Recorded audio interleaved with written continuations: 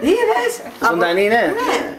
Από χτες στο ψυγείο. It's alive. Πώς είσαι καλέ. Επειδή πιάσει από εκεί τώρα θα σταγκώσει, σου σφίγγει το χέρι. Α, ναι. Ναι. Εγώ τι πιάνεις.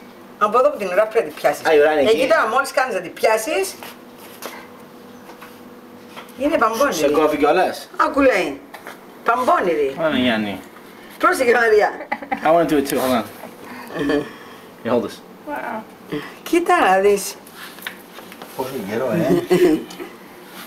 Ο Ντέρς παιδί πιάσεις λέει. Πού μας έχει πιο δύναμη. Για περίμενα. Κράτη εκεί. Κράτη. Για να δει. Είδες, είναι και πονηρή. Σου λέει αυτό δεν είναι χέρι. Είναι δυνατό αυτό εδώ. Άκου λέει, σε πιάνει και σε σφίγγει. Αλλά τώρα... Είδες ρε, κοίταξε.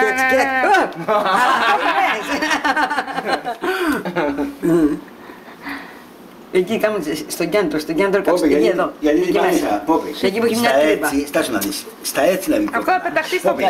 Πρόσεχε, πρόσεχε. Ας την είναι. Στα έτσι. Τη βγάλαμε. Τώρα που την πιάνεις, τι κάνεις, τη βράζεις. Και αυτό είναι όλο κρέας. Ναι, που είναι μέσα. Αυτό είναι ολοκλήρας αυτό εδώ. Και τα πόδια έχουμε. Αυτή είναι πιο βαρύ από σακό. Ναι. Έχει πιο πολύ κρέας, τι είναι. Ναι. Και πού τις πιάνουν αυτές. Στα μεταδίκτυα.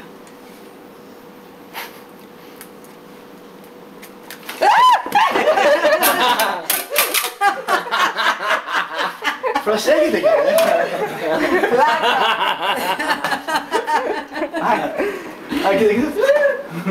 Να τη δεις ότι